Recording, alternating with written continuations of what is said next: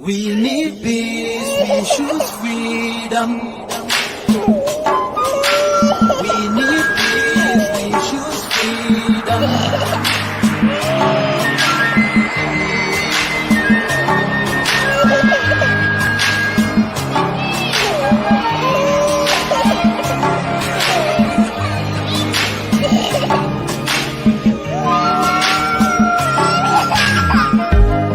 There was a nation living in peace and unity.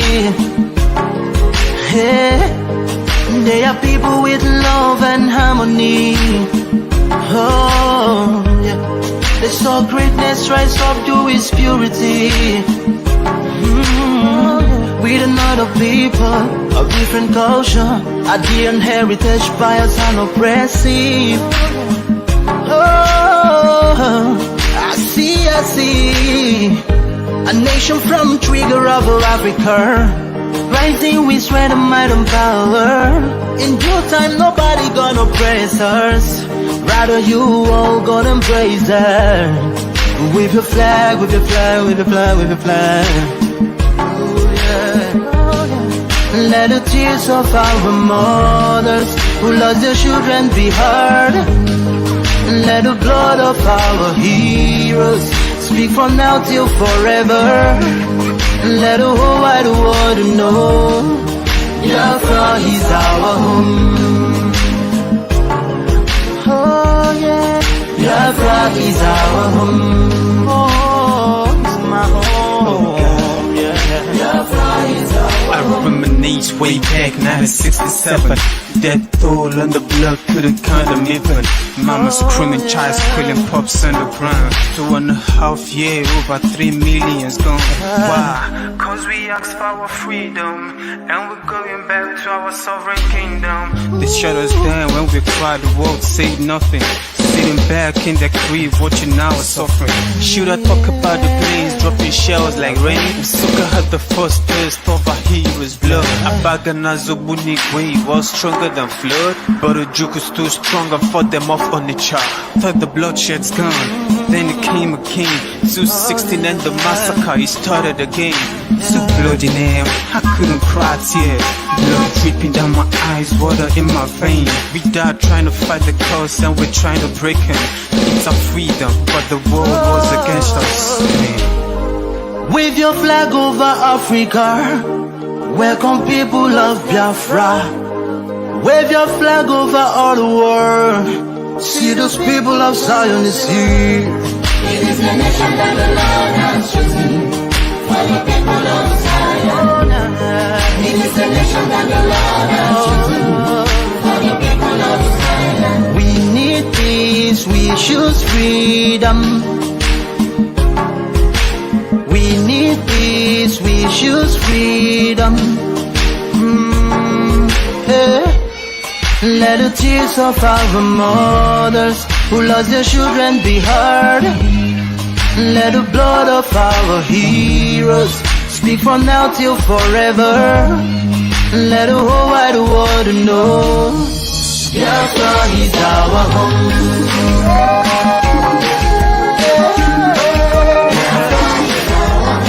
I see the rising sun from Africa. Oh, this is time of victory. Oh, yeah. I see future in Africa. Oh, yeah. People of Biafra. See light shining on the world.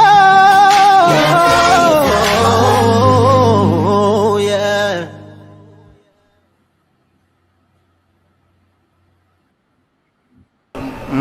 Akara m ihe mbe na-eme mbe si ma achọrọ ofu ukwu ehi ma nke ọzọ mụ achọrọ ihe niile ma ụkwụ ya ma aka ya ma isi ya ma olu ya anyị ga-adọbiri wee pụọ na nke onwe anyị tigata azụ etu anyị nọ tupu ndị ọcha wee bịa ebe a nwa aha obodo ebe a nwe ndị mmadụ n'ime tupu nwa bekee si ebe o si hapụ obodo ya ọ bịa ebe a ọkpọrọ onye nke ọkpọrọ okeke ọkpọrọ okafọ dakata anyị isi ọ sị n'ụbọchị nke taa na anya aha anyị wuzi Naijiria anyị na-aza aha na-emeghị omimi n'ime ya ngwa gị gbasị biko kọwara m ihe Naijiria pụtara ewepụghị kọwara m ọmụa ga-aza aha osimiri ka osimiri ga-aza aha mụnwa n'ihi ihe anyị na-ekwuwu na ebe a rụgidere ụlọ a na ọ jọgburu onwe ya ọ dịghị mma Nigeria agaghị emekọtanwu ihe ọzọ.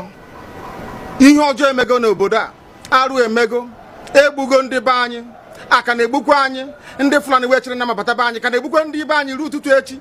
A na-asị m na ọ ga-adị mma oge ọ na-ekwu ka enwe mmekọrịta bụ nke ndị iro kọ nke ndị ụmụnne. Ha egosighị anyị ọtụtụ mgbe na ha kpọrọ anyị asị. Onye ajụrụ ajụ na-ajụ onwe ya. Ha jụrụ anyị aja ama njụ onwe anyị. Agbanyeghị na anyị nwe ngwa ahịa n'ugwu Awụsa, agbanyeghị na anyị na-azụ ahịa ebe niile dị iche iche na-eme nke ọma, kama onye ghara ndụ kpakụ onye rie n'ihe ọ Ndụbụisi ka anyị na-ekwu okwu ya, ka anyị cheghata azụ ebe a ruo obodo anyị ka o wee maa mma, wee karịa obodo ndị ọcha na mma. Ọhịa anyị na-arịọ nwekwe n'ugwu, nwee nkwanye ugwu n'ime onwe anyị. Ọnwa anyị pụọ n'iro a na-etigbu anyị, anyị pụọ n'iro ekwu okwu asị ọ bụ gịnị ma anyị ji wee ekwu okwu. Ụmụ ihe ndị a ka anyị sị na anyị agaghị anabatakwa ya ọzọ. Akụkọ akọrọ anyị bụ na ọkụkọ na ewu agaghị nzukọ ụmụ anụmanụ. A na-emezi mgbe ọbụla a chọrọ ịchụ aja, ejiri ọkụkọ maọbụ nwụchụ aja. Mgbe ọbụla a chọrọ ime ka Naijiria dị n'otu, enwe ha na-eto esi wee kpam akpụrụ ndị Igbo. Ọ pụtara na anyị bụ ọkụkọ maọbụ ka ọ pụtara na anyị agaghị nzukọ mere ya bụ ihe eji eme anyị bụ ndị Igbo ụdị na ọbara ndị Igbo awụkpafu n'obodo Naijiria kacha. Ọ bụ site na akpọmasị ihe na-eme anyị dịka ihe mere ndị ji oge mgbe gara aga.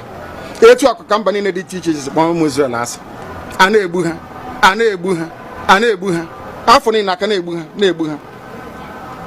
O wee ruo oge ugbu anyị asị na ogbugbu a na-egbu anyị na ọ dịghị anyị mma. Ọ ka mma na onwe ihe ekegbuo anyị nwu nwere onwe njem a nke anyị na-aga, kama na na-esi etete n'ụtụtụ asị na onwe onye gburu ebe a onwe ha na-ekwu okwu. O doo na nyere onwe onye n'aka ụkọchukwu n'ugwu Awụsa ebepụ isi, ọnwụghị ofu ugboro, ọnwụghị ugboro abụọ, ọnwụghị ugboro atọ, ọnwụghị ugboro anọ. Ọ bụ ruo ole mgbe ka a ga-egbugide anyị wee rue anyị asị mba na anyị ga-aga ka anyị nwee ike wee nwere onwe anyị? Ọ ka mma na anyị nwụrụ ebe anyị na-azọ nwere onwe tụbụ na anyị nọ n'ụlọ etu a mmadụ ibe mabata n'ime ụlọ mbịa bupụ m isi a sị na-achọghị ụdị nka. Ọ bụghị anyị maka a ga-eji wee chụọ àjà ọzọ.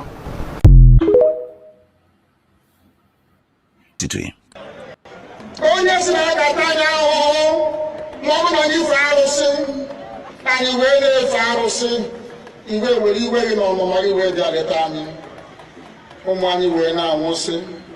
Ụfọdụ nọ n'ụzọ ije ha anaghị alọta ụlọ ọzọ. Nne na nna wee na-ata ahụhụ, wee na-ata ikikere eze. Nwaanyị konye ka ọ gaa ubi ga arụ ọrụ, Fulani chiri ehi bata ebe ala gị n'iyi, okwu ebepụ ya isi. Anyị pụta anyị kpọpụ onye nwe anyị n'ugwu Awụsa ahụ ejide anyị wee gbuo. Ihe ọ bụ anyị mara aka n'ime ha si maka ha aga n'ihu. Elekwa ọdụ ụgbọ mmiri n'igwe ọcha bụ ememiri ọya nke dị na Kalaba otu aka ahụ. Anyị na-ala nsọ ebe Biafra bụ ndị kọstọm sokonye anyị n'etiti anyị. Anyị anọghị n'ime mmiri kama kọstọm jiri ebe niile. Ha wee na-ata anyị ahụhụ. Anyị kwuo sịpụta anyị ka kpọchie, anyị kwuo sịpụta anyị ka gbagbuo anyị.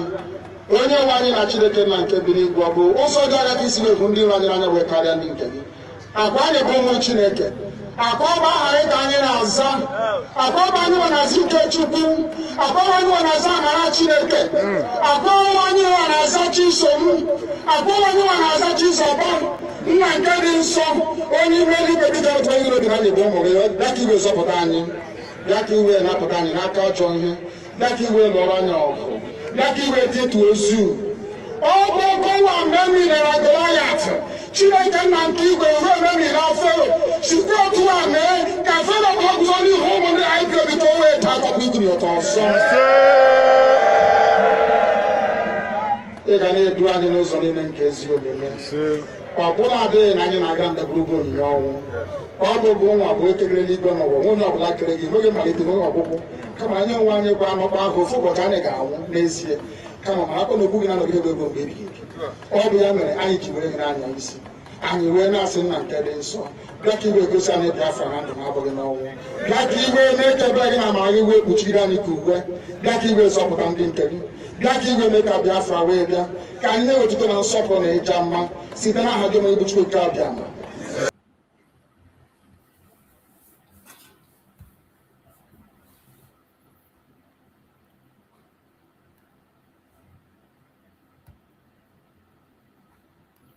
Welcome, welcome, welcome. Thank you for joining us on this very evening program. I welcome every one of you that have connected wherever you are connecting from. Please like and share the program. Share to family and friends. Share to your neighbors. Share to those that are close to you so that they can join us in this very evening and join us on watching this very program. Remember, this is a very critical time, a time that we must not stop talking, a time that we need to speak more than we have ever done before because the Janjaweed are doing everything humanly possible to change the narrative. We cannot allow them to change the narrative. The only way they can succeed to change this narrative is when we stop talking. By the time you stop talking, by the time I stop broadcasting, by the time we stop encouraging each other, their lie will fly. But as long as we continue to do what we are supposed to do, as long as we continue to talk, as long as we continue to present issues the way it is, as long as we continue to debunk all their lies, no matter the amount of money they pay, they will never, ever, ever, ever succeed. No matter the amount of money they pay, they will never succeed. We shall defeat them. So that is why anywhere you are, don't stop talking. Don't stop sharing information. When you see anything that has to do with the issue of the Zoological Republic and their lies, do not hesitate to share. Make sure you share it. Make sure you share this information. It is very, very important because if we keep silent, they are going to change the truth. If we keep silent, they will change the truth. There is no two ways about it. You cannot win this battle in silence. You cannot win this battle in pretense. You cannot win this battle by just remaining and feel that it doesn't matter. It matters.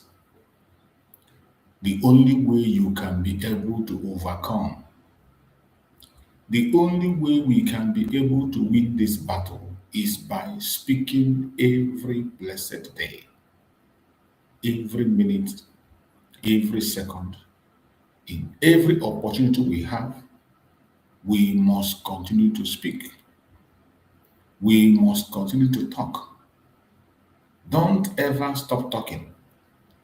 Any day you stop talking, any day you stop broadcasting, any day we stop bringing out the truth, they will overrun us.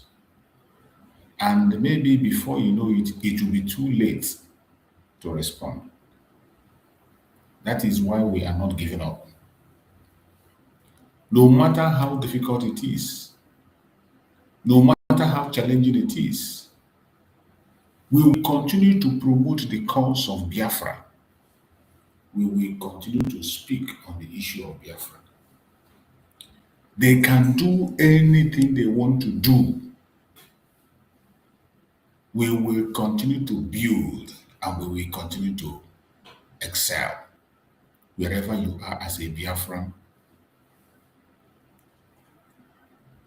The only thing that will make them not to succeed is what you do and what I do. But if we refuse to do nothing, they will succeed and they will overrun us. So wherever you are watching, I urge you in the name of Chukwu Okekabia, you must prepare yourself. We must prepare to counter this narrative of the Janjaweed. No matter the amount of dollars they spread around, no matter the amount of dollar they throw around, if we stand our ground, they cannot succeed. If we stand firm, they cannot succeed. If we continue to be on the right path, they will never succeed. That is why I encourage every Biafran wherever you are. The battle is before us. We have gone too far to go back. We have done a lot. And the message is not only for Biafra. Anybody in that contraption that cares about humanity, even if you are not a Biafran, but you care about human life, time has come for everybody to weigh in. They are trying everything humanly possible from east, west, north, and south, from all angles, both international and local. They are raising their ugly head from all corners, from all angles. But we will not stop talking. And nothing will make us stop talking about our freedom. Nothing will make us stop talking about our freedom. Nothing will make us give up our freedom. We will never, ever give up our freedom. Not in this life, not in the next life, and definitely not in the life to come. We will never give up our freedom. The freedom we have fought so much to get. The sacrifice we have made and continue to make. We will not throw it away simply because of propaganda and blackmail. This is not the time to fear. This is not the time to gossip. This is not the time to blackmail. This is not the time for infighting. This is not the time to abuse your brother or your sister. This is the time for unity. This is the time for us to look inward, appreciate each other, encourage each other. Be consistent and focus on that area you know you can do better. Every one of us have areas where we can perform better. You have area you can perform better. I have area I can perform better. Whichever area you know you can perform better, please get busy and start doing something now, not tomorrow. I pray that Chukwu Okike will give us that wisdom, knowledge, and understanding to do what we have to do. Our evening program is always a word of encouragement. After the word of encouragement, then we will go to their conventional media to hear what they are saying, debunk those we can debunk, agree with those we can agree, expose those we can expose. That is what we do every evening. And this evening, we are going into it. Let us get into the business of the day. And let us see what they have for us.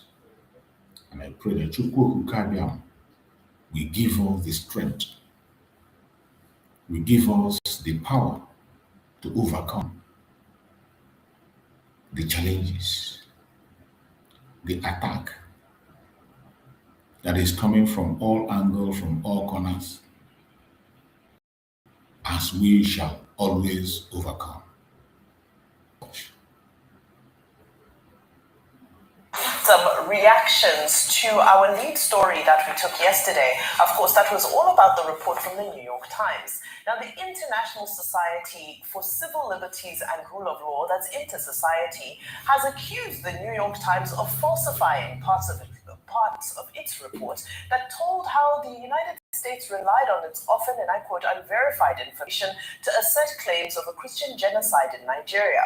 In the report published on Sunday, the New York Times said Emeka Umeagbalasi, Inter-Society founder, admitted that he often does not verify his data, amongst other allegations discrediting his research. Well, in a statement on Monday, Inter-Society accused the American newspaper of spinning a perfidy of lies in its report. The statement, co-signed by Umeagbalasi and other Inter-Society officials, said that it was shocked and totally disappointed at the lies injuriously credited to the organization, saying they were never part of the interview that lasted for not less than 3 hours. They said, and I quote, New York Times lied when it falsely claimed that our board chair admitted that he often does not verify his data, the statement reads.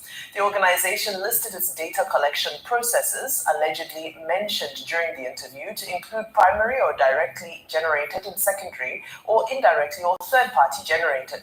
The statement concluded by saying Ume Agbalasi is proudly a successful, lawful, and legitimate screwdriver salesman.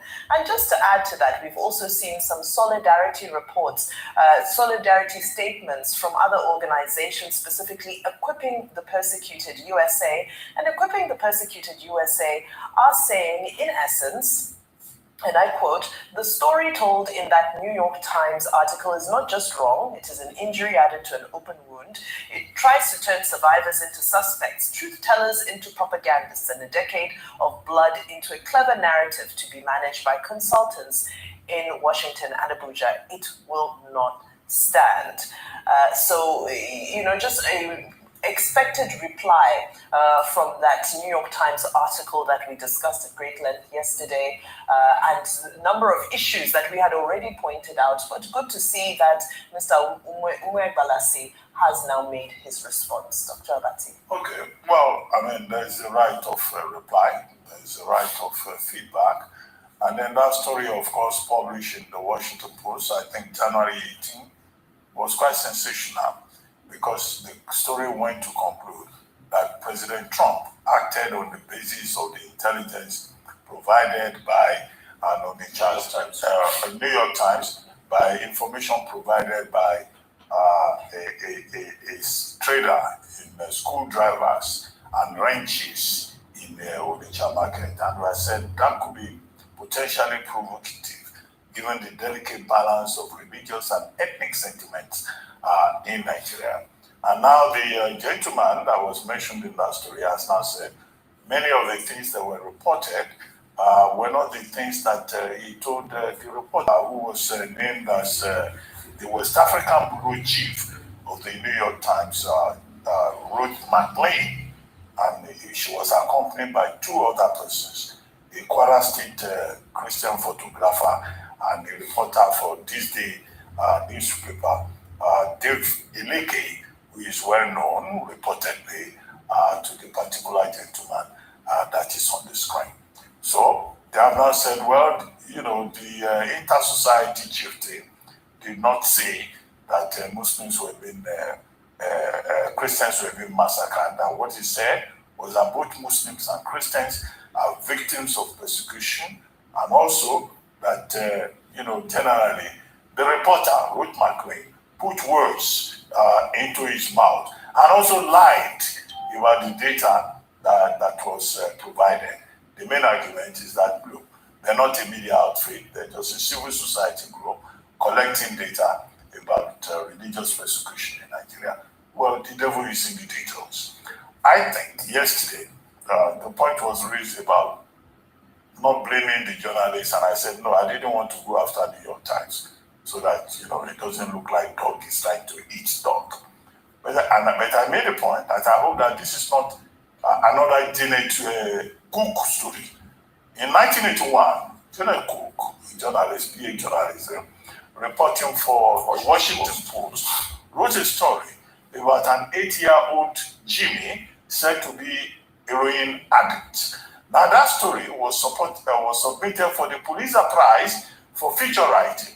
And Janet Cook went on to win the prize. But it was then discovered that that story was fabricated.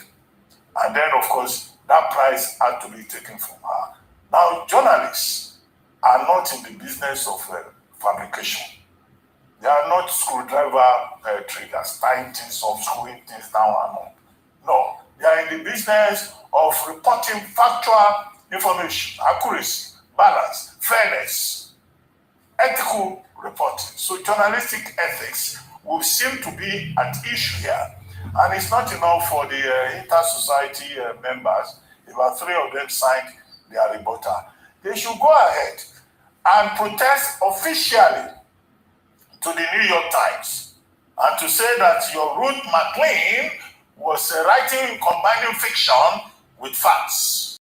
And from the point of view of journalistic ethics, the onus is on the New York Times to take up the matter and probably to also offer, an explanation or an apology if, an ethical case, is established. So we now have two sides of the story, from the inter-society leaders and also the report, evidential report from New York Times. I think as the public, we need to know what exactly the truth is. And this does not negate my submission yesterday that the Nigerian government should also investigate this matter. Because journalists of all sorts, whether they are parachute or resident journalists, cannot just come to Nigeria and fabricate stories. The grey aspect of it, however, is the allegation by the speakers from Inter-Society that perhaps this has something to do with the $4.5 million lobbying contract that Nigeria are engaged in. And now that story was being used to cook up stories for the Nigerian government. That in itself is a strong indictment, of New York Times. And New York Times has an obligation to defend its own integrity. Okay. Oh, no, the pronunciation is not very correct. What is the integrity?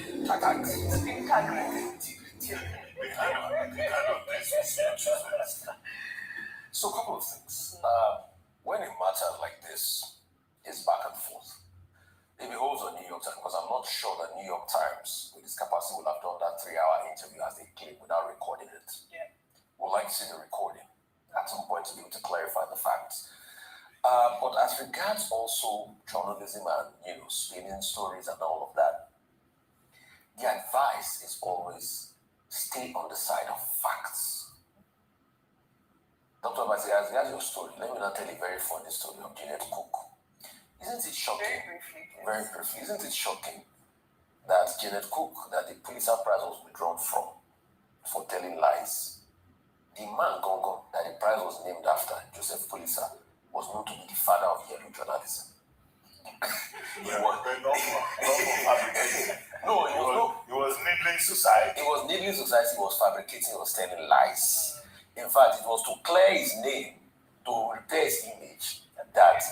But I think the most important thing and a point I want to make here is trying to ascribe all that happened to this screwdriver salesman is wrong. Yes. I'll give you a list quickly. Very quickly. Very quickly. You guys eat out of my time with the other stories. Please. No, we don't take time sharing. Go ahead. I want to give you these charities I'm going to call are charities that have been working in the northern part of Nigeria for a while. And that's why I'm happy that you read Francis Tor's message as regards, because it's also a weakness in your water.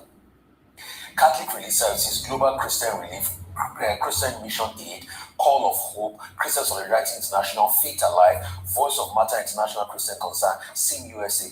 These are charities that are already working with churches in the northern part of Nigeria, and they jolly well do get data as regards incidents like this. So it's a concert of effort, and that's why a survivor of your water does also testify to the foreign committee in the House in America. Frank Oto issued that message, and also the Archbishop of Makoti, like I said before, also issued that message. So we should be clear as regards that. I think this was just a very bad one. Yes. And I think more than anything, this is a huge call to the Nigerian government to ensure that we get more serious about data collection and that we have our own, sovereign set of data collection. But we have the NBS. The last time the Nigerian Bureau of Statistics released data on kidnapping numbers in this country, you know how the security forces stepped in and they said that data was phony. Which is why I say we have to be serious about verifiable and factual data. Well, let's move to another issue that went viral yesterday as a diesel tanker toppled over on the Tin Can Liverpool Bridge in Apapa, Lagos, triggering a rush by residents and passers-by to collect the highly combustible fuel spilling from the vehicle. Now, witnesses said the tanker capsized during Monday's early morning rush hour, with traffic management officials absent from the scene when the incident was first reported.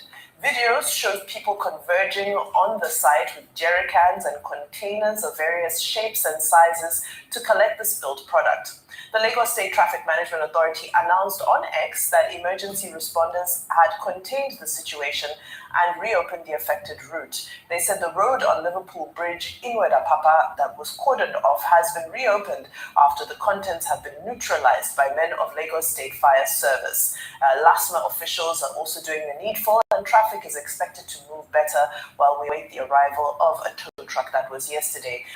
Now, of course, the bridge was also cordoned off, and the counterflow traffic was controlled. Vehicular movement remained slow. That's what the agency had to say. But this incident mirrors previous fuel scooping episodes across Nigeria that have resulted in deadly explosions. Not the first time we're seeing these type of scenes. If you remember, in October 2024, there were more than 100 people that perished after a petrol tanker burst into flames along the Kano-Hadejia Expressway in Jigawa State. But let's take a look at some tweets. This tweet from Ogochukwu, who says this video of people scooping fuel from an overturned tanker was taken this morning at Tin Can Liverpool Bridge at Papa Lagos. Frankly, it is difficult to understand how people still rush to scoop fuel each time a tanker falls, despite the many lives that have been lost in similar incidents. For me, this is not bravery or smartness, it is a deadly risk. No amount of fuel is worth a human life. One spark is enough to turn that place into a mass grave. Our people need to value their lives more than momentary gain. Fuel can be replaced, human life cannot. From the side of the government too, we need stronger public education, quicker emergency response, and better systems for conveying inflammables. Now, still on the aftermath of the story, traffic safety concerns have resurfaced at the Liverpool Bridge in Apapa, Lagos, following an incident involving a fully loaded 40-foot diesel tanker that skidded off part of the bridge. According to the organizing secretary of the Association of Truck Owners Kirikiri Development Initiative, Dike Kene Collins, overspeeding was the primary cause of the accident. And he noted that accidents involving these loaded trucks are frequent on the Liverpool Bridge, and expressed concern over the delays in implementing safety measures announced by Lagos State government, which of course includes several things, amongst them compressed natural gas trucks and improved driver safety programs. And of course, strengthening driver training. But Rufai, these images are images we see time and time again. Let's hear what they have to say. We urge the government, the state government, the federal government, whoever that is responsible, that there is an urgent need to come and look at the structure of this place. And in the interim, there's supposed to be speed breakers on top of this bridge, and there are no signs. This is something that has been reoccurring. It's a persistent reoccurrence on this particular spot that we are talking about. Sometime last year, it killed people here. We have videos to back up that fact. This particular place, this particular call. So we urge the state government, continuous training and retraining of drivers, the eyesight. There are so many policies that we've had from the Lagos State government. We expect them to urgently kick into start the programs they have for drivers, training, even the safety awareness, whatever they have, both the eyesight training and all have you, so that these kind of things can be nipped in the bud. Because thank God that no life was lost here, but look at the value of the property being lost. We urge the government to facilitate and fast track whatever program they have. The emergency response was not very swift due to equipment. The deployment of equipment did not come on time as expected, because it's expected that at a situation like this, all the emergency equipment would have been deployed to site in the next 1 hour. But look at time, this is about 12:30, since maybe 7 o'clock in the morning. It does not really speak well of our emergency response plan. The motor boy sustained a minor injury, the driver sustained a minor injury, and thank goodness it wasn't a PMS truck, because the market down the bridge would have, more than 300 people would have gone. Lagos State is working together with so many agencies on this corridor.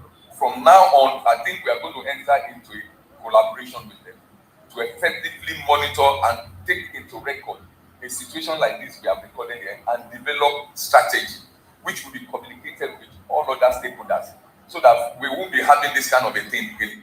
To Kuje prison and now to DSS custody. This is the story of Abubakar Malami, who has surrendered himself to the Department of State Services following days of tension surrounding his stalled bail and heavy security presence at the Kuje Correctional Center in Abuja. The former Attorney General of the Federation decision comes after his continued detention, despite meeting bail conditions, triggered widespread attention and concern.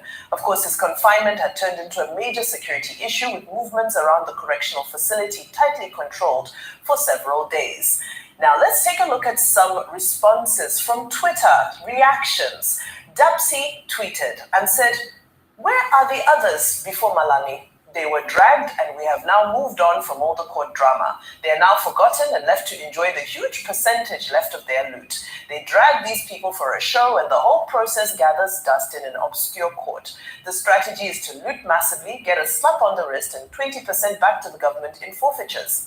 In a few months, the noise dies down. They reinvent themselves as godfathers, sponsor candidates or their children into juicy offices. We keep on going round in circles." Well, David Osadolo had a different view. He said, "This is so wrong. The fact that Malami did it when he was in power doesn't mean this government must repeat this terrible behavior." But Dr. Abati, as you said earlier, he's innocent until proven guilty. However, the grace extended to public figures in Nigeria and just around the world around issues surrounding corruption specifically has started to wane, as people see sort of what they feel are the excesses of public office. And so when these court cases come around, most people, especially public opinion, does rush to do its own, public trial. Your thoughts on the movements around? There is what is called a global integrity framework, which deals with all forms of corruption, whether it's high corruption, it's called grand corruption, or the lower level corruption. The corruption is corruption. But the experience in Africa is that senior officials of state, big men, big women tend to get away with it. But you are right. There is a trend in, enforcing integrity frameworks. That's why you have bodies like Transparency International. And in all these jurisdictions, the principle is that nobody is above the law. Whether you were king yesterday or you were prime minister the other day, that integrity framework holds you accountable. So the key words are transparency and accountability. Even for persons who enjoy immunity while in office, they can still be questioned when that immunity has faded. The second point is about the fact that nobody is above the rule of law.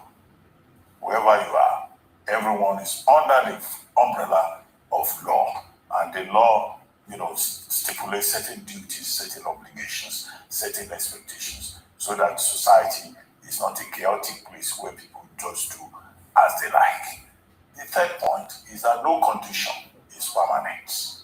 You can be the big cock today, tomorrow you can just be a small fly, by the wall. And that is what we see in many of these, big cases that we have had in Nigeria.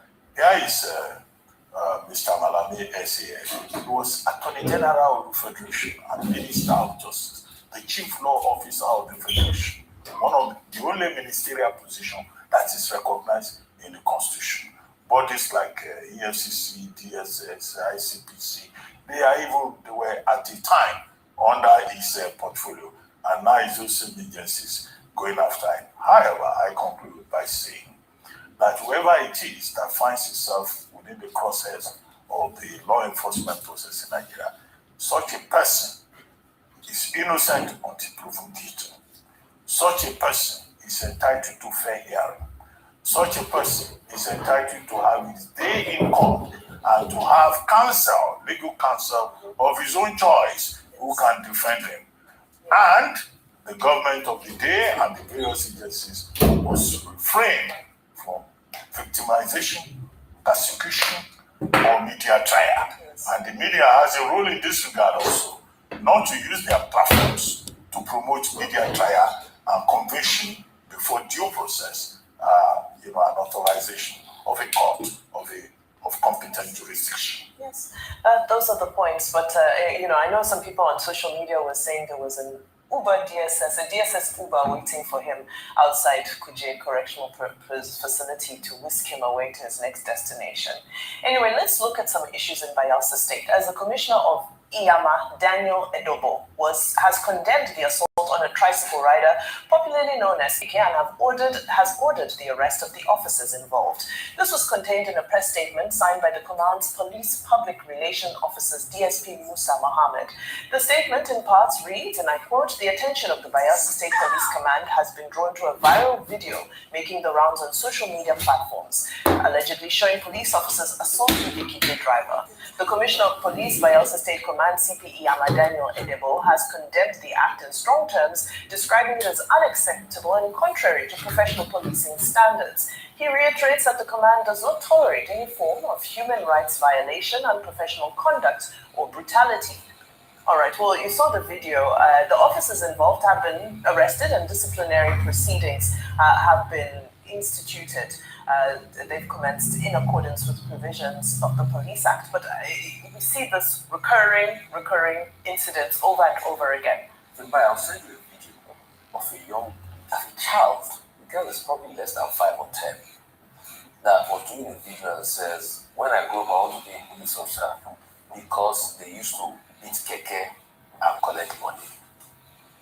I know they are good police officers, and I make a case for the good ones any given time. But this is the bad example of the Nigerian police, and it ties all of them with a brush. If we investigate it, it can be more than money.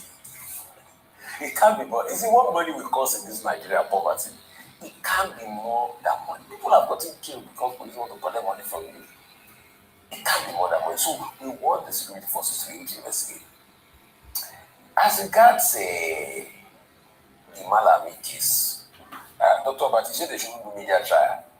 How will the media be sure if they don't do media trial? The essence of bringing the case in public is not to fight corruption. See, I don't know if you understand how Nigeria is. Let me explain it to you. So how will the media in Nigeria chop if there's no media trial, if there's no stories? So it is big man's story that the cause for corruption that is in Putin that sells. So let me tell you how it's done. A big man caught in corruption. A new government indicts him. They use it to catch trips for anti-corruption, like they are fighting corruption. But in the end, they know that they're not going to indict him. Because he'll still go through the law process one way or the other, the law will still let him go. So when that happens, they say they are fighting corruption. Can you show me in this country how many very big men conviction? There are not many, except they have a proper vendetta against you. And so Nigeria, they now do this because they know that Nigeria likes institutional memory. Before you know it, after some point, they'll let you go. Didn't him, Malami himself, was the one that declared a nolly prosecute on a particular position that was a corruption case, or because that one was running for Senate. When that one wanted to run for Senate president, when that one needed to do a deal with them, he did a deal with them. Yes. He stepped down and he moved for, Vimbai, let me please, producer, I beg, let me just make this one, it's a very important point. So they will now wait after a period of time. They will see honor. It's not in this country that those that return Abacha routes are given very high honors in this country today. So it's not the intention. It's just they will do media trial, cast trips, and at this point they will leave you. All right. And lawyers will eat. Well, I like to say I'm not part of the media that's chopping in your analogy. They sell the stories. They sell the stories. Okay. If you put it that way. Well, let's see. EFCC and DSS. Let's see how both of those cases do pan out. Now, very quickly to another story where comedian Bovi took to his social media to post a video recounting the events that transpired 60 years ago during Nigeria's first military coup, as taken from the book Oil, Politics and Violence by Maxillian. However, this has sparked polarized debate as some feel that the account he shared was inaccurate. The major casualties of this coup were from another part of the country. The major survivor of this coup was from a part of the country where these coup plotters come from. That is Agoy Ironsi, and he became president. On that day, something bad was born because the major leaders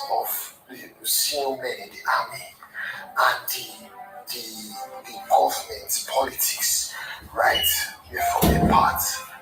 So the young soldiers that were from all parts of the country were like, wait, why we say our leaders die? Finding other people who died in the coup. But why did our leaders die? And the only survival amongst the leaders in the army, the only survival is from the same place as those who planned the coup. So like I said, something bad was born. Right, well, in a swift reaction to this, Reno Omokri penned a piece titled What Bovi Got Wrong About the January 15, 1966 Coup. And this is what he wrote. He said, yesterday I watched a video by the comedian Chris Asimoye Uboma, aka Bovi, detailing the events of January 15, 1966. I commend him for his narrative. However, there was one detail which he inadvertently misstated and which ought to be corrected, lest it pass into history, as some Nigerians have a propensity to substitute myth for fact. Contrary to popular wisdom, Major Chukwuma Nzeogu was not the mastermind of the coup, which today bears his name. In reality, the so-called Nzeogu coup was masterminded by Major Emmanuel Ifeajuna. Many Nigerians do not know that Nzeogu wrote letters, which may be termed as an uncompleted manuscript while in detention at Aba prison, detailing some of the events of that infamous day. The letters were mostly to his best friend, who would later become a Nigerian military head of state. Out of respect for him, I shall not mention his name. Well, several issues coming out of this. Where do I begin? Let me begin with you, Rufai. So, yes, go ahead. Yeah. Thank God at the start of that video, what did Bovi say? He said he was quoting from Marx. So that's a version of history. If you read Ademoyega, that's another version of history. Ifejuna was part of it. Yes, the role, played in it, Cardinal Zego, was also big. Because you cannot forget that it was Cardinal Zego that led the Tribune North to go attack the Southern. That role is also there. If you also read John Tom Jory's account, which I think is one of the most balanced, Jory's accounts, which I think one of the most balanced accounts. What he also said is also a different account. If you read Philip Effiong's account, it's also different. I think Billy even wrote a book before he passed. It's another account. So there are different accounts. There's no one size fits all to this account, But what we should also now talk when we are talking history and we're having these debates is also the role and the sensationalism media played in all of this breakdown. Most notably, Drum magazine. I'm not sure they say Drum again. Drum magazine. Was the editor then? The sensationalism. And that's why when we look at conversations about race relations and all of that, we should be very careful because things can easily snowball. So you can't say there's one account that fits all of the narrative. There are different accounts. If you ask 5 people about the story, they'll tell you 5 different accounts. Sorry, Dr. Bati, I also just want you to add how do we get to the truth? If there are so many accounts, and who will accept the truth? Okay, the literature is out there on the Nigerian Civil War, one of the most transformative experiences that Nigeria has had, both fictional and factual, and accounts by the persons who were direct architects of the issue. But I think where the problem lies is the attempt to give an ethnic coloration to that, either the Civil War or the January 15, 1966 coup. And that is where the problem lies. Now, some people say it's in Zogu's school. Some people say it is a Junior school. The controversy is neither here nor there. All the persons that have been mentioned, whether it is Madiebo or Zogu or Anuforon or Ifeajuna, these were a team of young men, average age 30, 31 at the time. What they were attacking were failed systems in Nigeria, corruption in Nigeria, and they wanted a better country. It was not as if there was an ethnic plebiscite. It wasn't as if there was an ethnic plebiscite to organize that coup. In fact, Kaduna Izagu in particular was Igbo, yes, but he was born and raised in Kaduna. He was more Hausa Fulani than others, and he thought what was happening in the country was not good enough. That's the first point. The second point, of course, is that if you read General Babangida's book, My Journey in Service, he devoted attention to this same issue about ethnic coloration, that the ethnic coloration is exaggerated, that this was not about ethnicity. This was a far more complex process by young men who wanted to change Nigeria. And I think that's the line, the trope that we should push 60 years after the fact. Instead of, all this Ifiajunaku in school, it's a level of emotional simplicity that shows ignorance and illiteracy, if I may add that. Very beautifully said, and I hope we can continue to educate ourselves and the nation about history and the correct factual accounts. Now to milestones. We celebrate Chief Emeka Anyoku, a Nigerian diplomat and elder statesman who turned 93 years old on Sunday.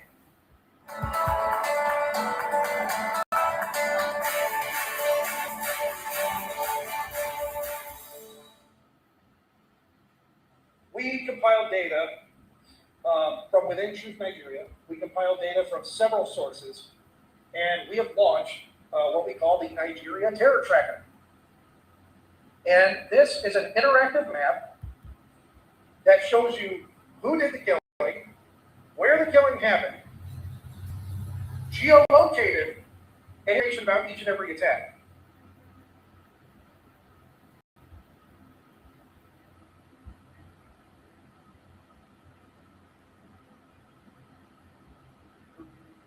Still talking insecurity, the Nigerian army has categorically dismissed reports circulating online that soldiers were plotting a mutiny over 4K and welfare, branding the claims as false, misleading, and deliberately sensational. In a strongly worded statement issued on January 19, 2026, the acting director of the Army Public Relations, Colonel Apollonia Anele, stressed that mutiny is a grave offense under military.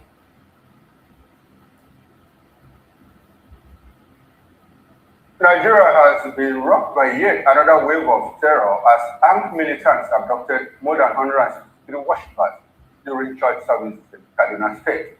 A chilling escalation confirmed by the Northern Christian Association of Nigeria, CAN, where the horrified ordeal has been compounded by reports from Kaduna State, where a woman whose husband was killed by kidnappers was forced to give birth in captivity, underscoring the human tragedy behind this act.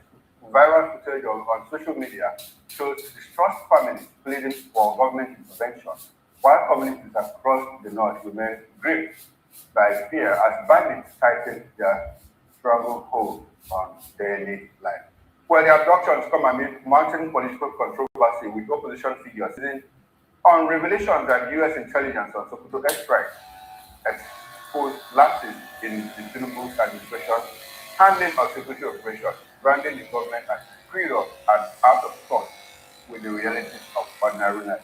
Well, we've enjoyed the video here to help us make sense of this development by Prince Francis Chilaka, is a political affairs analyst and political. Good morning, Prince, and thanks for joining us.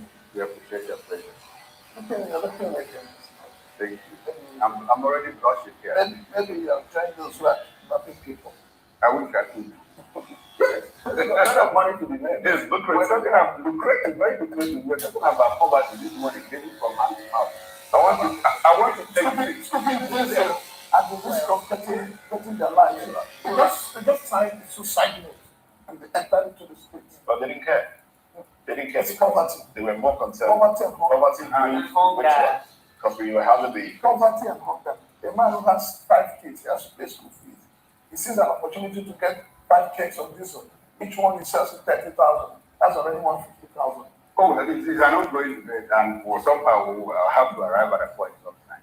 Well, we could also be, before I can introduce, let me just say that I'm not going to get into kidnapping. Second thought. No, second thought. That was in the lifetime. As a matter of fact, a lot of people try to survive either by hook or by crook. But I would prefer to go the good way, not the crook way. Unfortunately for me, that is what it is. So let me bring in Mr. Elvis Himeleme. Elvis is a political affairs analyst and he joins on the show this morning. Good morning, Mr. Morning. Good to have you. Elvis Himeleme. Now, we have also been joined virtually by Mr. Babatunde Awe is a legal practitioner and political affairs analyst. Good morning to you, Mr. Awe, and thanks for joining us. Okay, I understand that we have audio connection problem. You will join us in the course of the show. Okay, Mr. Awe, I would like for you to unmute your device so that we can get your audio feed.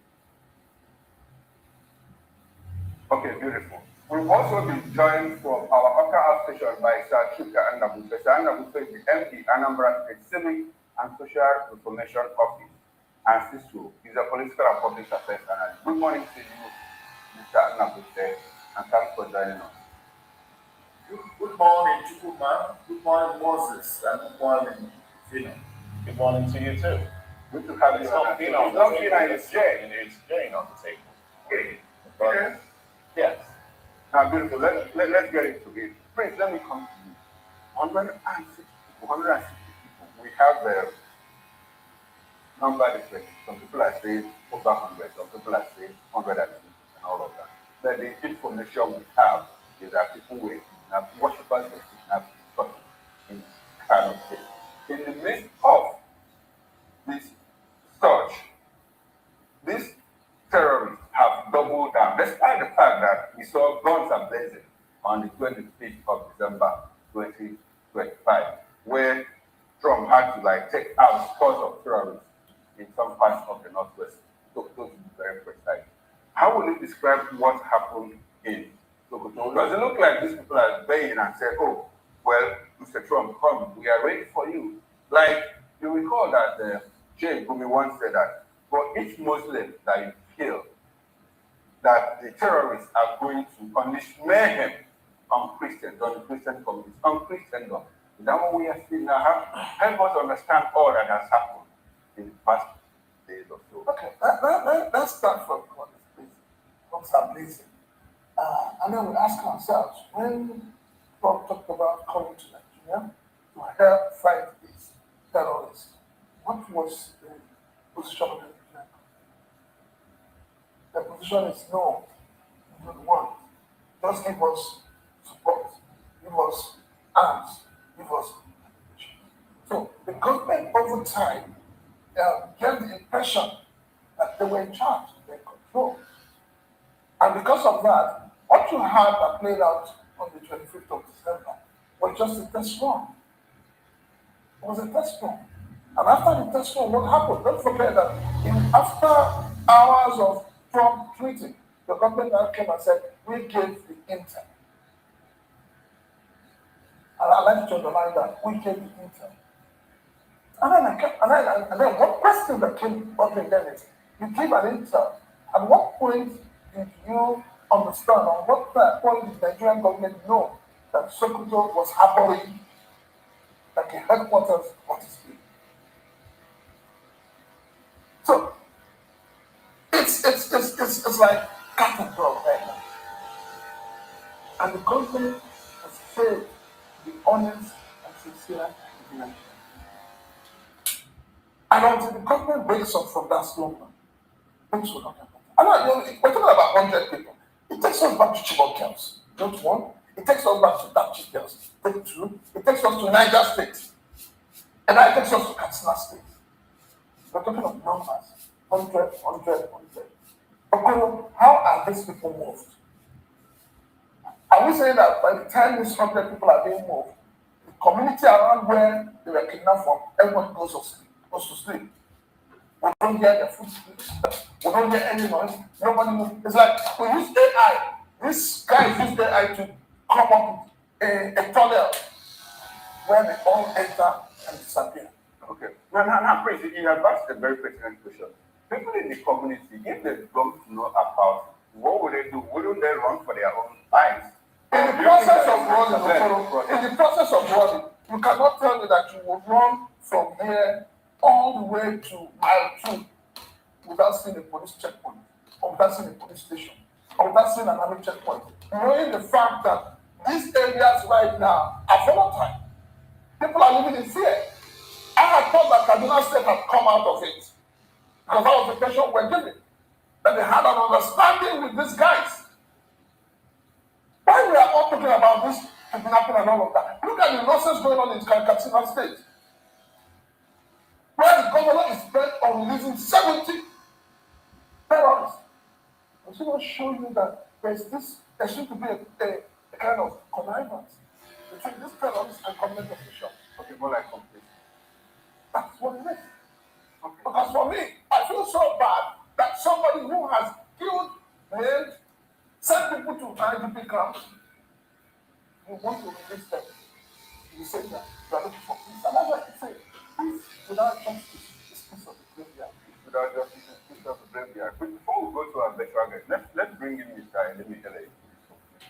And we see a situation where there is a spike, an escalation, on the number of kidnappings. And I'd like for us to talk about, the resurgence, especially going into an election year. And the fact that these things are happening in some parts of the country, especially the north.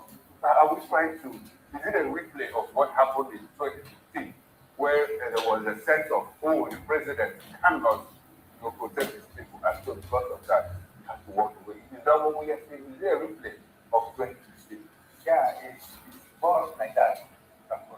You see, that's why I keep telling you that there are designers, there are people who are behind it, put insurgency. These people they have a game that they are, playing. It doesn't make sense. American take go out of the form. And since the game, never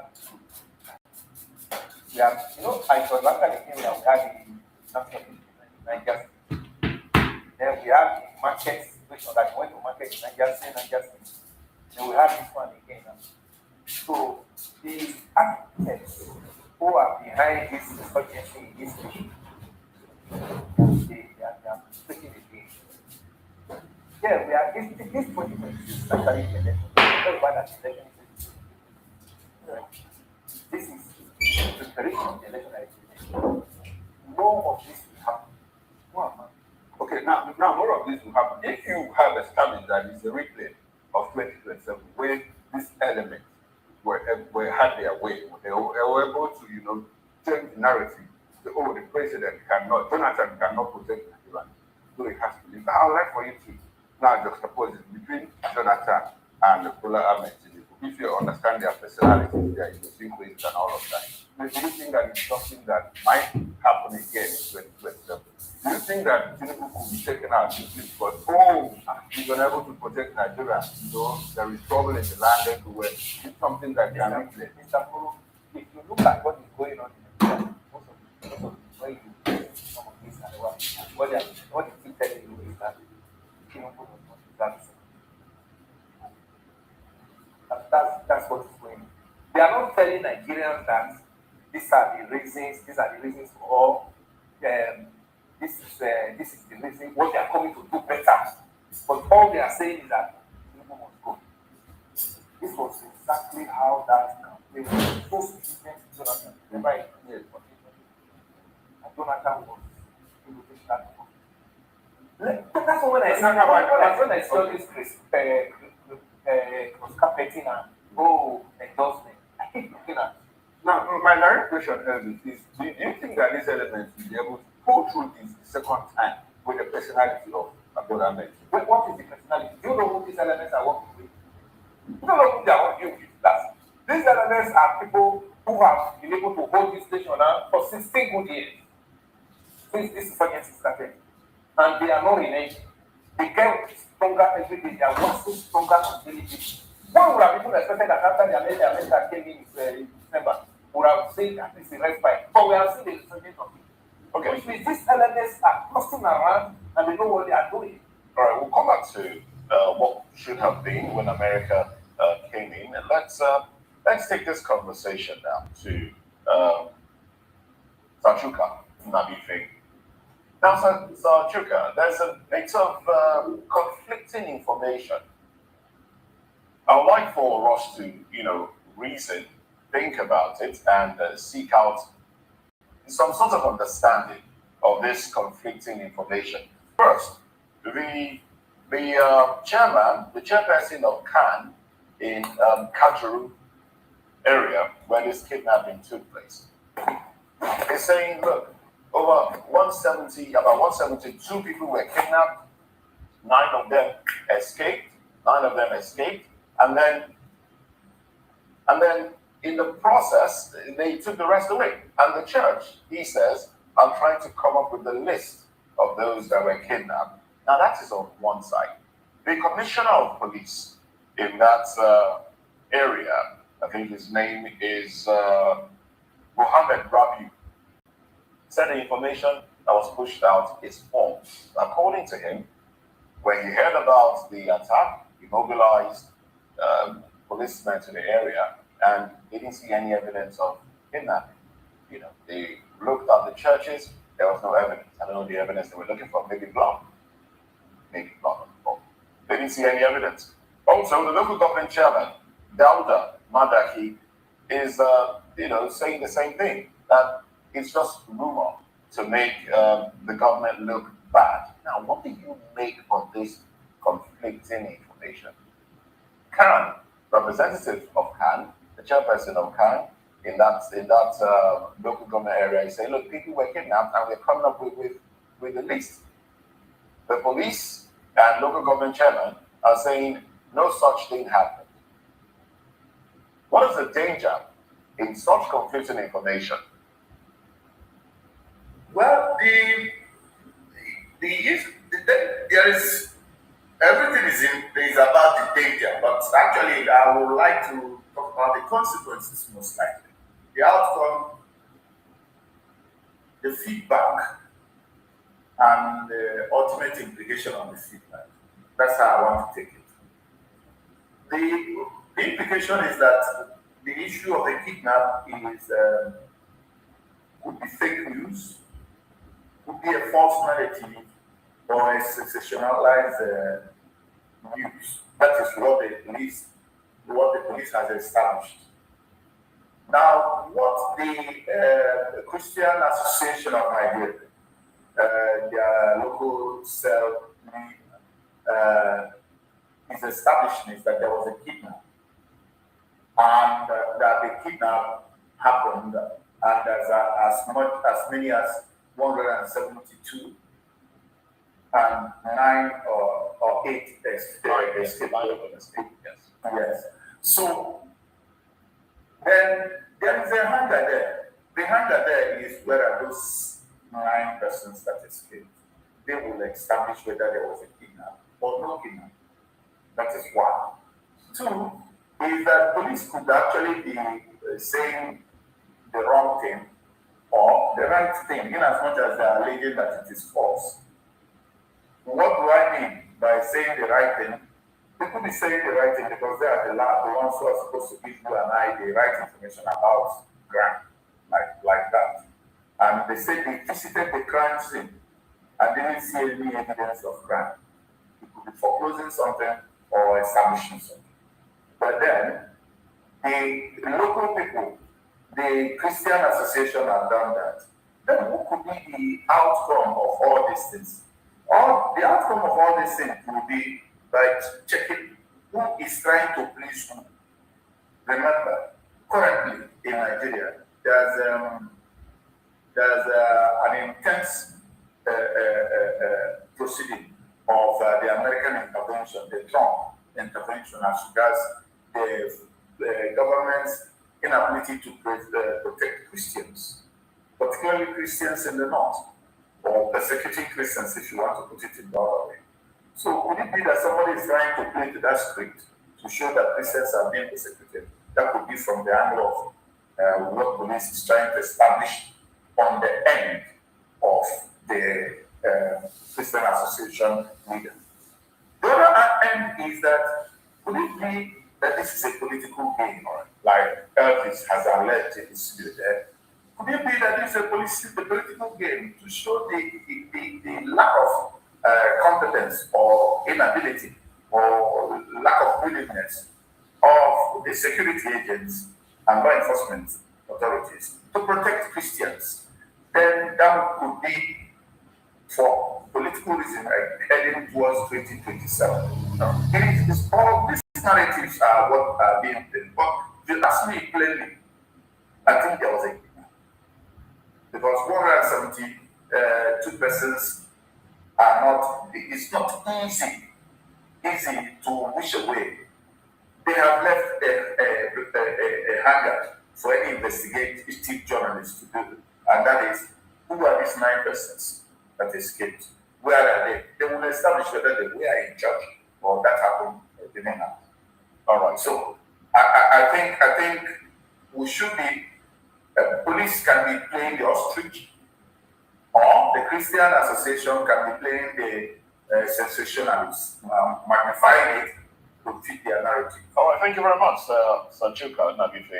Prince, with the police rushing to the scene, doesn't it make it even more difficult for private investigators to investigate, seeing that probably shells of the bullets fired into the air may have been taken out?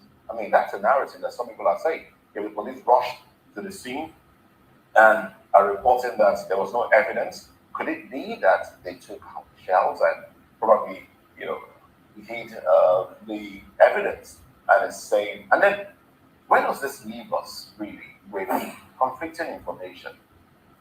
Well, the conflicting information they have is because of trust deficit between the people and the police. Nobody would take anything said by the police seriously anymore.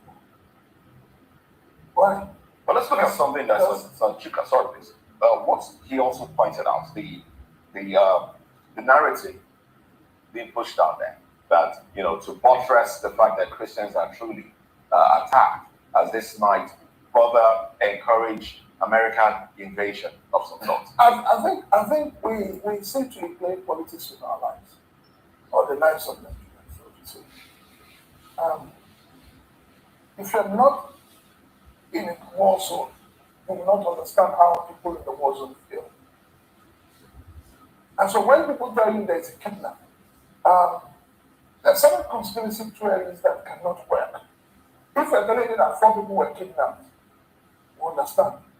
But if you're telling me that 100 people were kidnapped, going by the way kidnapping is done in Nigeria, going by the way that, okay, I'll take you a region. Kwara State, remember when church was attacked? The police first of all said, absolutely, yes. So these are reasons why people don't trust the police anymore. And the police rushing to the scene is unheard of. It's like Nigerian police, rushing to the scene. And why is it that the police will only get to the scene after the crime has been committed? So for me, I believe that to a large extent, people were kidnapped. Maybe not in that number, but I believe that I don't think anybody would wake up and say they kidnapped people and go to bed. No. Something happened with that incident. Maybe we don't have all the details, but something definitely happened. And I don't think the church has gotten to that level of, lying. The church has not gotten to that level. And why would anybody want to lie? Knowing that if you're arrested for lying, you've committed a crime. So it's now a war between crime and the police. And obviously, the local government chairman, who do you expect him to sign?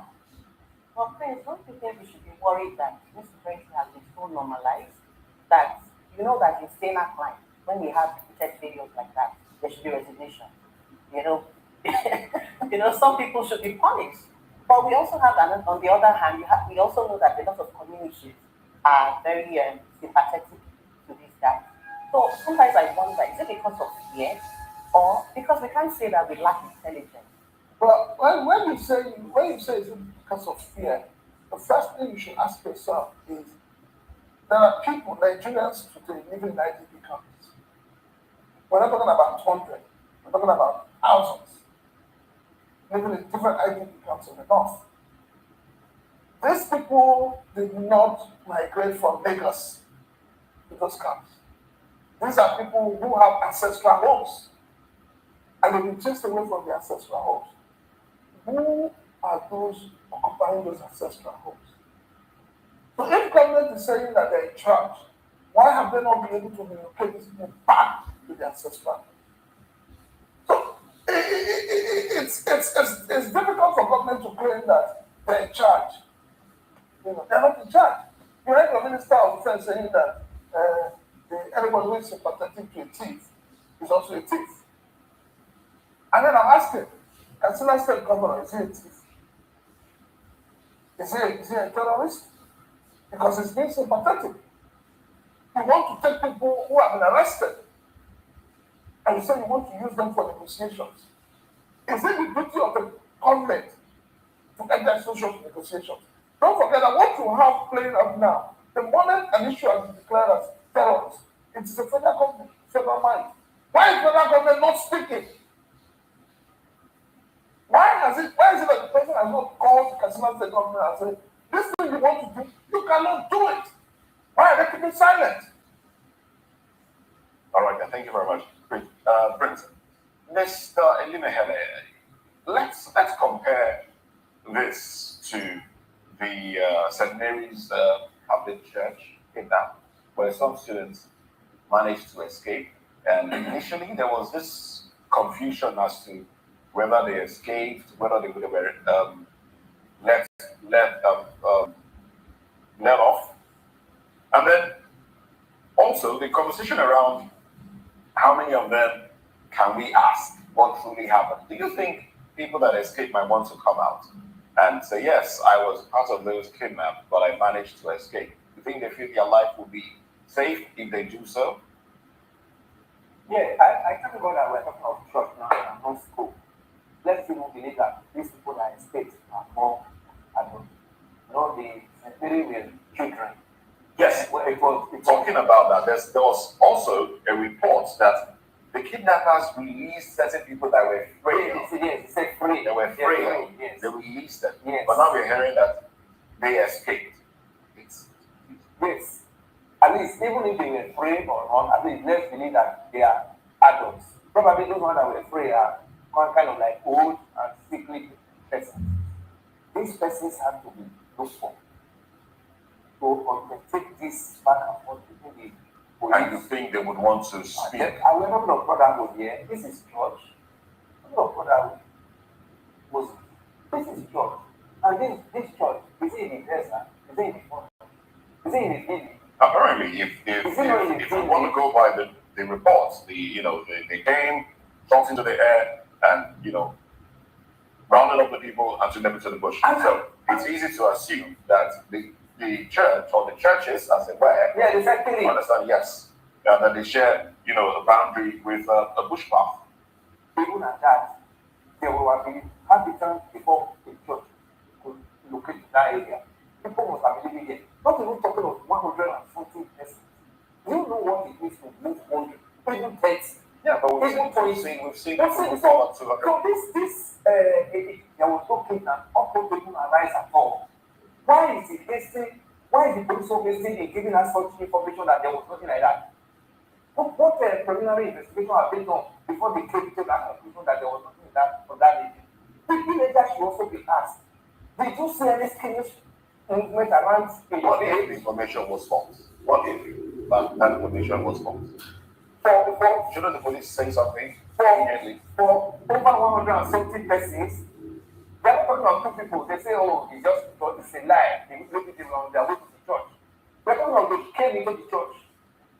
Why are we trying to see things that we have seen before now? I'm trying to relate the Chibok thing because we recorded that some point. That was what happened. At some point in Chibok, Shetima said there was no kidnap. Is that what we're experiencing again? Exactly, because since that time, this narrative has already been established in this nation. We never entered the Chibok. Before the Chibok, we have the Buniyadi boys. Those boys were always monitored their hosted in their school. This was how it was an issue. What was the number? Was really true until their parents cried out. Now we are saying, why is it many times something as magnitude of this nation happened to Nigeria? The only narrative we hear is that it's a lie, it's not true, but the number is not to that number. These are the things we keep hearing. Why is it that we can't take our information and tell what we are going through? You see, Some people will tell you, American government overstep their bounds when we cannot put our own very minute thing of, a certain person, number of persons. Then some other persons are now trying to help us to go up, to say what supports American business in this. All right, then let's get the thoughts of other individuals on this panel this morning. We have Ramatu Aware Expire. Good to have you, journalist, public affairs commentator as well. Good morning to you. Good morning, sir. Good to have you. And now, tell us, please, what are your thoughts on this? I understand that you've been following the conversation so far. Yes, I have. Go ahead. Thank you, President. For me, it's a little, more than a little distressing that we continue to have these episodes occurring over and over again. It's, of course, an indictment on our security operatives. People say security architecture, but there really doesn't appear to be any architects. You don't have architecture without architects. So the so-called architects for our security are, in my view, completely failing us. In every conflict zone, you have areas that are considered hotspots. So those so-called hotspots must be carefully monitored at all times, especially when you have repeated recurrence of incidents of a particular nature occurring in those areas. Now, the southern Kaduna is a place I'm very, very familiar with. Kafanchan, Kajuru, Kachia, all those areas are places I'm very, very familiar. I traveled those areas. I've traveled them very broadly. I've worked very extensively in those areas as a lawyer. And it's happened that for over, I would say since late 2014, we're having numerous incidents of this nature. And to date, we've not been able to manage them. So they of course definitely live life question. When you say since 2014, we have been numerous incidences of this nature, are you talking about incidences of this nature in Kajuru area? Yes. Or Kajuru? No. Violence against particular religious in that area. Not just Kajuru, Kachia, Kapacha, all those. That negates the statement. That negates the statement of the local government chairman, Daudu Madaki, who says, "Look, this information is put out there to disrupt the relative peace that they are experiencing in that area." Well, I don't have intelligence about the exact happenings on the ground, but we follow reports. For us to make analysis, we follow reports. We have to look at the persons making the reports and the sources of these reports. We have reports coming from families. Particular families were named. A particular family was named. 4 particular individuals were named. A husband, a wife, and a child, and a visiting person, and a guest in their home. 4 persons were named. The witnesses, they were named in that particular incident, right? And the particular organization responsible for the welfare of persons who were attacked, that's the Christian Organization of Nigeria. Christian Association of Nigeria, they gave us a report and gave us near specific figures. They said over 160 were abducted. Those names are being compiled. So it's of course it's natural for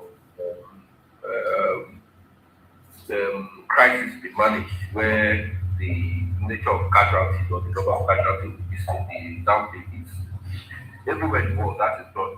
Okay, all right. I was talking about managing this crisis. In the course of your intervention, you said we've been finding it difficult to manage this crisis over a period of 14, 15 years. Now, we have a situation where we are in the midst of insecurity. I'm talking about the management. We have a federal government, that has chosen to manage it differently, like go to the United States of America, pay a huge amount of money, like $9 million, over what they are going to pay over $9 million for you to help punish Nigerians in the Trump administration. So do you think that that's a good way of managing this crisis, rather than look at the underlying causes, root causes, that we are using a whole amount of money to banish our image. Is it a track that will help us in the end of the war? What's your reaction to that management model? Well, it's like a man that is dying of hunger suddenly getting 30 million and he goes down and buy lentils. You understand? So it's just for me, those funds. Of course, there's good government, even the government of the United States that we say copy a lot. They do a lot of, they pay a lot of money to lobbyists, right? All over the world for all kinds of arrangements that they seek to get to push a narrative in respect of. So naturally, yes, we must lobby. And lobbying is not cheap. Because lobbying is deep. Lobbying goes to some of the highest levels of government, right? And those arrangements must be set with consultants to pursue those lobbying arrangements. However, if you look at the cost of providing a simple area surveillance, by roads, or creating arrangements that can raise anybody's systems. Some of the most elementary arrangements that can pursue. You know how many thousands of guards, how many thousands of hunters, how many thousands of local experts you understand can be hired with $9 million? It's incredible. The point I'm making is that yes, lobbying is understandable. However, we are overlooking some of the most fundamental security structural arrangements, particularly the military. Attacks continue to come and pour in against a particular community. You should understand if you have rats coming to your house, there is a particular location the rats penetrate your house from. Identify it and plug it, and the rats are gone. If once you plug it and the rats are inside the house, pursue them and eliminate them in the house using rat poisons or traps or whatever. But identify they can't keep coming. There must be a route through which they penetrate this community. It's not everywhere that is penetrated. There's something called counterinsurgency. All right, then. Okay. But you are able to make the location through which they attack. You are able to make arrangements to counter their. Of course, our security agencies should know all of this. Well, thank you very much, Now let's go to Comrade Ibrahim Momo. Good morning to you. Welcome to the conversation. We've kept you waiting for quite some time. But now you're a human rights activist, and you do a whole lot of other things, including being a lecturer and the rest. Now, what are the dangers of such information coming out and such denial? We're talking about lives now, lives of people. Because if truly people were kidnapped and relevant agencies, the police or local government chairman is saying none of that happened, then where does that put the lives of those that were kidnapped? And the other children. Okay, go ahead. Yeah, the first point is the level of information flow is also very challenging. How is it that first information is coming from CAN and not from the government or the security services? It speaks to poor information. So if it's a security issue, ordinarily the government ought to be the first to tell us. Now, there's no beating about the bush. The primary responsibility of government is the protection of lives and properties of the citizenry. It appears that in this basic responsibility, government perennially has failed us. And that one is something that we must put, in perspective. This issue of this latest information of whether there was or not the kidnapping incident is just one of several or very many instances of kidnapping that have occurred. Yes, it's a given that there are fifth columnists, there are violent entrepreneurs, there are people who benefit from this kind of information. Yes, but government role of securing that property on a broad scale, evidentially, is an area the government has continuously failed the people. That is the whole point. Whether there was kidnapping or not, the council chairman and the security, the police are disputing. It's aside the issue. Even if it eventually turns out that in this particular instance, there wasn't actually a kidnapping, does it mean that we are safe? Does it mean the people of that community are carrying out safe? Because in this instance of there was a false alarm or a false flag, the answer is no. Insecurity becomes a major challenge, it continues to be a major challenge that we are facing as a people. And then, all right, go ahead, Dr. Ibrahim. Go ahead, Mr. Momo, go ahead. Yeah, on the supply issue of whether there was a kidnapping or not, I think that there's still much work to be done before we can say definitively whether or not there was a kidnapping. Because even the CAN reports, it's not specific. They say they are still compiling, for example. About 8 or 9 were escaped or were released. You know, if you are shot 1 round from 2 were kidnapped, X number of persons escaped or were released, we should of course know how many people that have been kidnapped. Okay. Since we know that X number of people were originally kidnapped, and then another Y number of persons escaped or were released. So we should quickly do the math. Okay, so Mr. Momo, we have our guest that joined us for Professor Chukano. He said something that is quite instructive. He said if there was a kidnap and 9 people were released or escaped, those 9 people should actually serve as a link, to letting us know whether people were actually kidnapped or not. Now the big question is, where are those people? The 9 people that were released supposedly. Now that said, in the course of your intervention, it clearly says that the government has failed Nigeria in terms of the mandate to protect their life and property. If we establish that, will it be? You recall that in 2014 we had the national leader of the APC then, Bola Ahmed Tinubu. He is our president now. At that point, he said, "Look, Mr. Jonathan, you have failed, to protect the life and the property of Nigerians. Box stops at yourself, and if you can't do that, you should resign." Will it be appropriate to ask the president to resign at this moment if you establish the fact that, look, we are failed in protecting life and property of Nigeria? Well, I think it goes without saying that even without saying, just say, Mr. President, take your medicine. You recommended a particular drug with resignation before you became president. Now you are president, that same challenge or ailment is still there. Can you take your medicine? Can you? So it doesn't even require me to say. It's just a matter of reminding the president of the solution is preferred under a different time, under similar circumstances. That's what I would have already said. Mr. President, you suggested that when there's insecurity, the president should resign because it's a failure of governance, So, Mr. President, over to you. Just take a cue from your recommendation. That's what I would say directly.